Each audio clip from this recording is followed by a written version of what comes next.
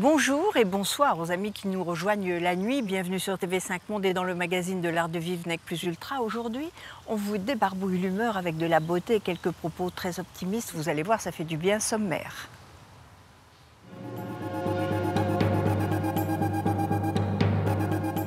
Une ouverture en grande pompe à Paris pour le grand joaillier américain. L'actualité sous l'angle de la réussite par un magazine qui ne connaît pas la crise. L'art et la mode au rendez-vous grâce à un solide et merveilleux duo néerlandais. Et quand le flacon se la joue arty. On commence par une fête et une bonne nouvelle. Le très célèbre et trop discret joaillier américain s'installe sur les Champs-Élysées. C'est prétexte à quelques réjouissances sur le top de l'Arc de Triomphe et nous en avons profité pour en savoir un peu plus sur le très fameux Tiffany's Diamond. L'avenue des Champs-Élysées brillait de mille feux jusqu'à l'obélisque de la Concorde éclairé de bleu Tiffany pour célébrer l'ouverture du plus grand magasin du joaillier en Europe. Une inauguration sous le signe du glamour avec quelques-unes des plus belles femmes du monde réunies sur la plus belle avenue du monde. Le style de la boutique fait écho au temple du joaillier de la 5e avenue à New York, à la place d'une ancienne enseigne de fast-food, un spécialiste du diamant, tout un symbole. Je ne dirais pas que c'est une audace. Je pense que c'est quasiment un acte manqué depuis des dizaines d'années. Tiffany est la plus grande société de luxe dans la joaillerie, avec un chiffre d'affaires de plus de 4 milliards de dollars, est une société qui a un très fort rayonnement mondial. Mais il y a à cela une exception notable, qui est l'Europe continentale. C'est une des raisons qui nous a amenés à investir dans ce lieu qui, franchement, est un lieu magique, qui est un lieu à la hauteur de New York et de Paris et qui mixe, j'espère, avec harmonie et avec une certaine tension l'avenue, la 5e avenue à New York avec la très belle avenue des Champs-Élysées. Pour cette occasion, on avait fait venir des États-Unis le célèbre diamant jaune qui fut créé par Jean Schlumberger et taillé en France. Il ne fut porté qu'une seule fois par une seule femme, Audrey Hepburn. Cette très belle pièce que je vous invite à découvrir est un des actes fondateurs de Tiffany. Même si cette pièce a été achetée, puis taillée aux environs de 1880, c'est en fait une pièce qui au départ était un diamant brut de plus de 280 carats. Et le docteur Kunz, qui était le chef gémologue de l'époque, a fait des choix qui ont privilégié la beauté de cette magnifique pierre. Par contre, le coût a été de faire passer le poids en carats de cette pierre d'un peu plus de 280 carats à 127 carats. Une perte considérable, alors que nous savons tous que dans l'univers des diamants, le poids est l'indice de la valeur et que donc il eût été beaucoup plus économique et beaucoup plus pertinent commercialement de conserver un poids plus élevé. Mais déjà à l'époque, le choix de la maison était le choix absolutiste, d'aller vers la qualité la plus belle, car il n'y a qu'une qualité chez Tiffany, la première. Et ce diamant sur canapé n'est pas à vendre. Dans le monde, il n'y a que 2 pays qui n'ont pas traduit littéralement Breakfast at Tiffany, qui aurait dû, par exemple, être en français petit déjeuner chez Tiffany, mais en français, cela a été traduit par diamant sur canapé, donc sans aucune mention à cette maison fabuleuse. C'est aussi une des raisons pour lesquelles probablement les Français connaissent peu la maison. Ils connaissent la marque sans réellement savoir quelles valeurs sont véhiculées par cette maison. Tiffany & Co emploie 11 000 personnes dans le monde et dès les années 2000 a créé les conditions d'un approvisionnement éthique et responsable de ces pierres et métaux précieux. Depuis 1837, Tiffany et son associé Young de l'époque, ces 2 jeunes gens vont partir à la conquête du monde. D'abord vont aller en France, créer un premier comptoir, pourrais-je dire, un premier boutique qui va d'abord s'intéresser à la France comme source d'informations, source de produits, puisqu'un des premiers métiers de Tiffany et Young était de réaliser et de vendre des objets de luxe, ce que nous qualifierions peut-être aujourd'hui un petit peu de gadgets de l'époque, mais que les précieuses de la société new-yorkaise s'arrachaient à l'époque. Et donc très vite, la ville de Paris et la France s'est avérée être un centre d'intérêt pour eux. Le joaillier américain applique pour le choix de ses diamants des normes exceptionnellement sévères, allant bien au-delà des 4 C communément admis que sont la taille, la pureté, la couleur et le poids en carats. Nous avons différentes catégories de produits qui ne sont pas identifiés par la qualité et l'attention qui leur est portée. Vous noterez d'ailleurs que la qualité et l'attention et la présentation qui est réalisée de ces lignes est absolument la même, qu'il s'agisse d'une bague de quelques millions ou d'un collier beaucoup plus moderne, beaucoup plus fashion, beaucoup plus dans le style du moment, qui coûtera moins de 1 000 €. Et c'est au sommet de l'Arc de Triomphe que les invités se sont rendus à une très sélecte partie, avec le plus extraordinaire des décors, 360 degrés de nuit parisienne. C'est un luxe inclusif, puisque c'est un luxe qui s'est développé en faisant appel à l'ensemble du monde. New York est une ville que vous connaissez tous et toutes, et est une ville qui est un melting pot parfait, où les talents créatifs du monde, de Chine, de France, d'Italie, bien sûr des États-Unis, mais d'Amérique latine, de partout, d'absolument partout, se rejoignent et créent ensemble. Et donc c'est cette énergie-là qui a nourri Tiffany pendant 177 ans et qui, j'espère, la nourrira encore longtemps. Tous les 2 mois, on voit fleurir sur les kiosques parisiens et d'ailleurs les affiches d'un magazine qui met à la une des hommes et des femmes de premier plan, des gagnants, des cracks de tous horizons. Winner, ça s'appelle. On a voulu savoir qui se cachait derrière ce magazine au titre assez provoque vu le contexte, rencontre. Ce magazine bimestriel et bilingue, dont le thème de prédilection sont les plus belles success stories de notre époque, sort son 6e numéro. C'est dans ce bureau que s'isole sa fondatrice pour constituer les 134 pages de la revue. Chevalier des arts et des lettres et de l'ordre du mérite agricole, pour Vera Baudet, la réussite, c'est quelque chose de communicatif. J'ai 2 passions. J'ai la passion pour l'excellence française et j'ai la passion des gens qui réussissent. Et je me suis dit que ça manquait au paysage français, à la fois de la presse, à la fois culturel, parce que nous avons chez nous des tas de gens qui réussissent. Et le faire savoir, c'est une vraie gourmandise. Lorsque je choisis quelqu'un dans mon magazine, c'est que j'ai envie d'en dire du bien. Et déjà, je me facilite la tâche. Et au cours de vos articles, quel est le personnage qui vous a le plus marqué? Le plus interpellé, Bill Gates. Ce sont des gens très simples. Enfin, je peux citer un chiffre, ils ont 46 milliards, ils valent 46 milliards d'euros. Sur les 45 milliards, il a gardé 3%. Le reste, il le donne aux enfants africains. Et il m'a dit une phrase qui m'a touchée beaucoup. Il m'a dit après les logiciels, je me consacre au vaccin. Mais pour vacciner les enfants africains, tous les enfants africains, il m'en faut beaucoup plus que 43 milliards d'euros. Alors je fais celui qui vend l'idée, mon idée et ma fondation dans le monde entier. Pour essayer de trouver des gens comme moi, qui ont au-delà de 60 ans, qui ne souhaitent pas que leurs enfants deviennent des pourris gâtés, mais qui veulent que l'humanité change. De portrait en portrait divinement écrit, elle rencontre tous les grands de ce monde, tous domaines confondus. Bernard est un homme simple. Il n'essaie pas de se la jouer. Il était président de Cartier. Cartier, c'est la plus belle maison, la première maison de joaillerie au monde. Et vous voyez Bernard, il vous dit bonjour, comment ça va? Il vous demande comment vous allez. Ça veut dire qu'il a cette humilité qui est vraiment le fait des plus grands. En plus, il a une vision. Car pour lui, Cartier, c'est universel. Il faut que Cartier plaise partout. Et comment il réussit ça? C'est parce que c'est un homme qui a le sens de la créativité et de l'imagination. Et cette fois-ci, le portraituré s'appelle Jacques Séguéla. Il a tout inventé avant les autres. Il a écrit des livres dans les années 80 qui sont plus actuels que les livres qu'on pourrait sortir aujourd'hui. Quand il a écrit un livre qui s'appelle « Ne dites pas à ma mère que je suis dans la pub, elle me croit pianiste dans un bordel », mais il avait déjà tout l'humour de la terre. Il était visionnaire. Jacques Séguéla, quels sont les attributs d'un gagnant? C'est quelqu'un qui n'a de complexe ni de supériorité, ni d'infériorité. Or, le monde est peuplé des 2 castes qui s'entredéchirent. Prévert disait, il y a ceux qui croient Ceux qui croient croire, ceux qui croient. Il ne faut pas être un corbeau. Il faut avoir les ailes du désir. Il faut se prendre pour une colombe, il faut se prendre pour un aigle.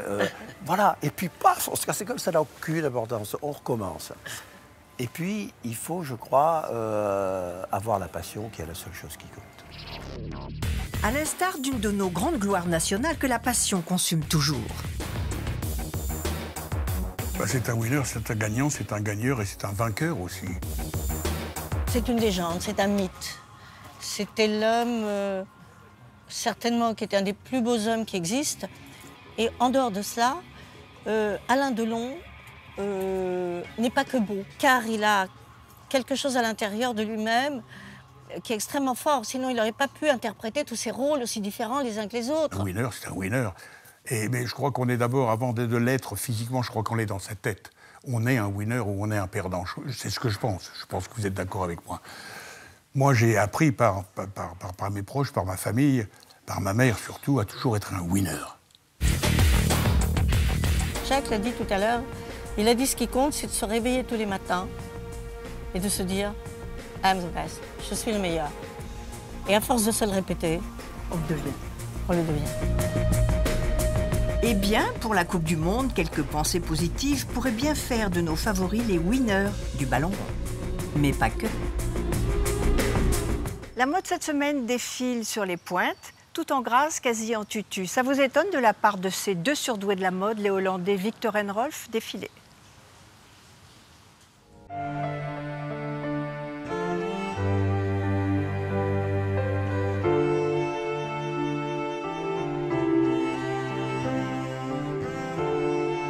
That's exactly what we wanted, to blur the border between skin and clothes. And we wanted a very soft and feminine and almost sweet feeling, but also modern and edgy. So we chose to work with latex. Everything was made out of latex.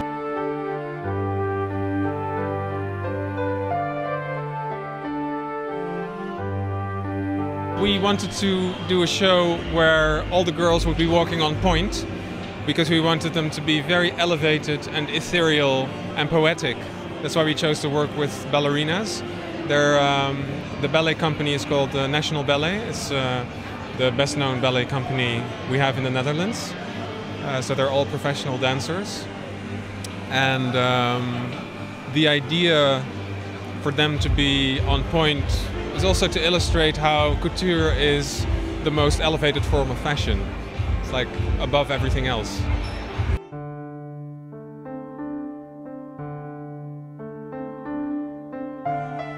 Couture today for us is a laboratory where we can experiment and innovate, and something to inspire ourselves. That's where our creativity comes from.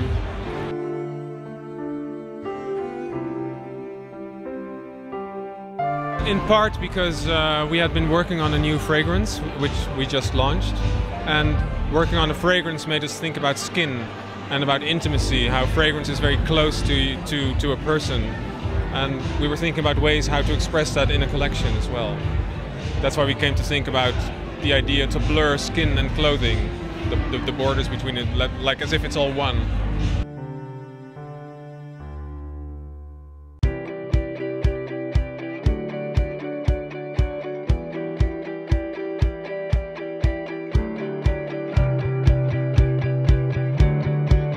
We wanted a mix between a rigger and a rebel. So we thought of uniforms, but personalized uniforms. But all personalized, so every girl makes the uniform authentic, with studs or graffiti or patches.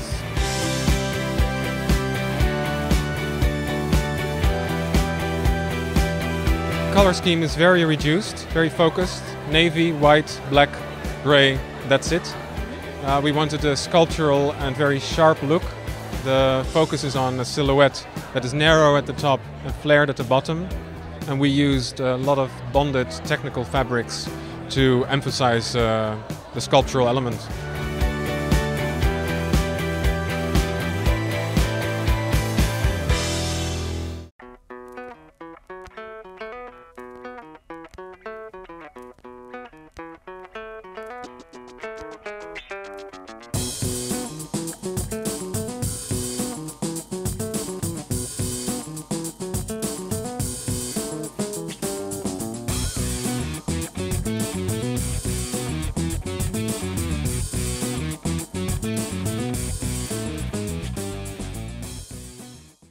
De suite maintenant, direction Shanghai. On a demandé à 16 femmes artistes du monde entier de redessiner l'un des flacons de parfum les plus mythiques. La surprise, c'est que l'on va peut-être savoir quel est le portrait de la femme idéale aujourd'hui. C'est sous la splendide égide de l'actrice américaine Nathalie Portman que s'ouvre à Shanghai l'exposition dédiée au premier parfum conçu par Christian Dior en personne et qui porte le nom désormais mythique de Miss Dior. Dès 1947 à aujourd'hui, il incarne la femme idéale avec la liberté que l'essence d'un parfum évoque. Et pour que la légende se perpétue, la maison invite 16 femmes artistes venues du monde entier à s'exprimer. Une seule consigne, carte blanche. L'exposition est partie vraiment de Miss Dior. De la légende de Miss Dior, qui est le premier parfum qu'a créé Christian Dior à l'ouverture de sa maison de couture. Et on a voulu célébrer cet anniversaire en demandant à des artistes femmes du monde entier de revisiter les codes de la maison et du parfum. Chacune des œuvres est exposée en correspondance avec un élément du patrimoine relatif à ce parfum et qui les a inspirées. Le fameux nœud du flacon, la rose, le pied de poule sont autant d'images et de codes qui s'offrent aux imaginations des artistes.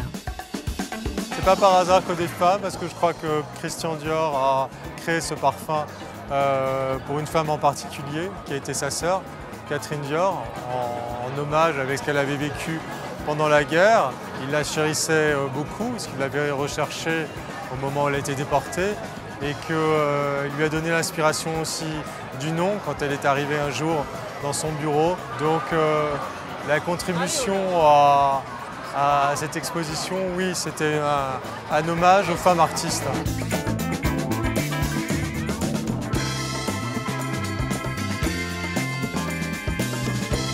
Et ces femmes artistes rendent à leur tour hommage à ce parfum mythique en propulsant cette fragrance dans la modernité. À l'instar de Christian Dior qui a révolutionné les codes de l'élégance avec son premier défilé, chacune d'elles donne sa version des choses. Joana Vasconcelos, plasticienne portugaise connue pour ses objets surdimensionnés, interprète le nœud poignard qui orne le cou du célèbre flacon. Le nœud, c'est un symbole qui est un symbole du passé parce que c'était fait avec des rubans, du tissu. Alors j'ai voulu donner à ce nœud un côté plus contemporain, plus technologique. Et c'est comme ça que j'ai les LED dedans. Mais après, je n'arrivais pas à décider quelle était la couleur exacte d'un nœud. Et il y avait les gens qui disaient non, c'est rose, non, c'est rouge. Il est devenu rose et rouge. Et c'est comme ça que ça a cette petite nuance de couleur qui a un côté poétique, à mon avis, qui est ce côté de rien est très stable. Entre le rose et le rouge, pourquoi choisir? Nathalie Portman porte l'un aux joues et l'autre aux lèvres. J'aime voir l'environnement d'un artiste lorsqu'il crée son œuvre et la manière dont les choses qui sont autour de lui influencent son travail. Et ces artistes qui sont inspirés par la mode, ce dialogue entre la mode et l'art, c'est passionnant. Et certains artistes avaient choisi de déconstruire le sujet.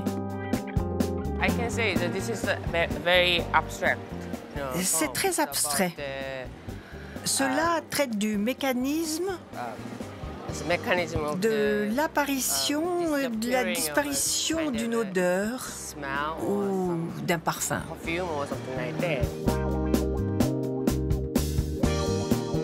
Et de manière beaucoup plus littérale, d'autres se sont tournés vers la poésie.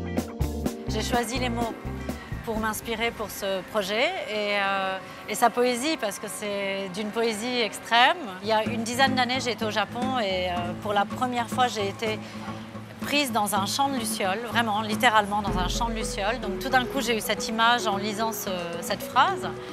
Et puis j'ai regardé, comme je faisais une archive, à ce moment-là, je travaillais sur la Révolution et je constituais une archive sur des vidéos qui ont été faites pendant toute cette période. Je cherchais des choses sur les femmes, etc.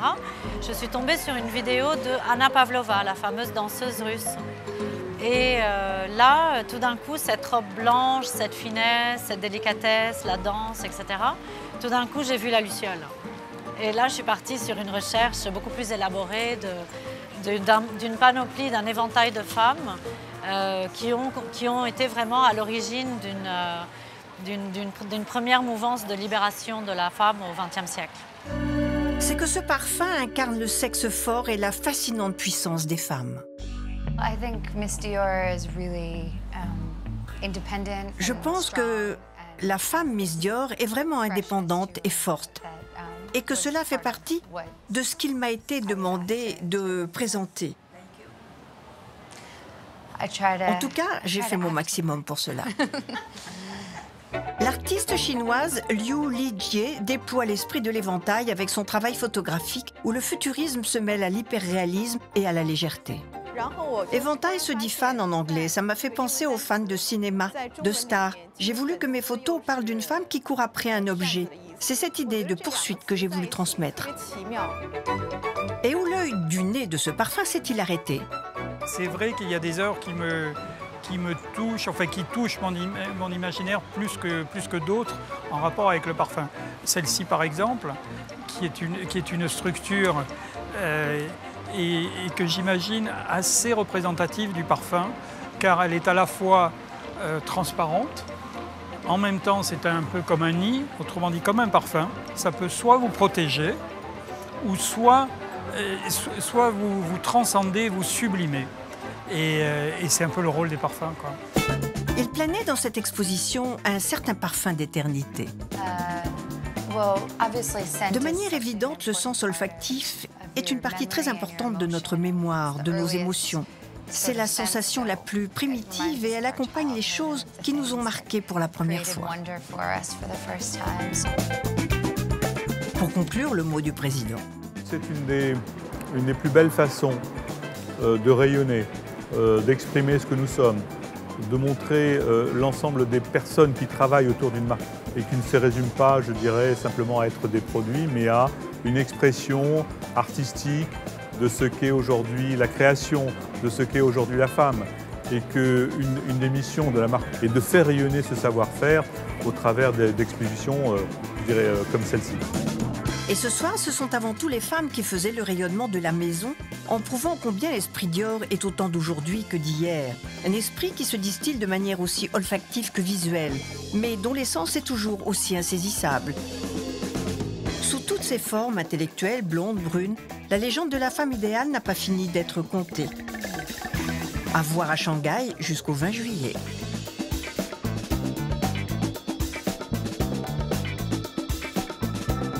Merci de nous avoir suivis, merci de votre fidélité. C'est le moment des vacances, mais nous restons en contact sur Facebook et sur YouTube. Avant de se quitter, je vous propose de partager un peu de la fête qui a été donnée ici, à l'occasion des 10 ans de Nec Plus Ultra, qui est né, je vous le rappelle, en 2004. Bonnes vacances et à bientôt. Et puisque vous le savez, le luxe est avant tout une histoire de cœur, nous avons réuni tous les artistes et artisans de l'excellence auxquels Nec Plus Ultra consacre intégralement ses émissions depuis désormais 10 ans.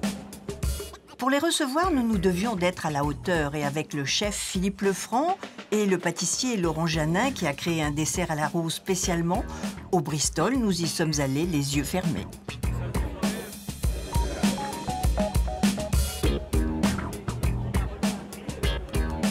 C'est également l'occasion pour nous de rendre hommage à nos 10 millions de spectateurs qui, aux 4 coins du monde, partagent avec nous une certaine vision de l'art de vivre. Et comme le luxe est communicatif, nous avons la sensation d'avoir contribué à son rayonnement et nous avons la fierté d'être des passeurs d'élégance et d'exigence. Des valeurs communes à des domaines d'activité très variés ont composé l'atmosphère de cette fête riche en personnalités.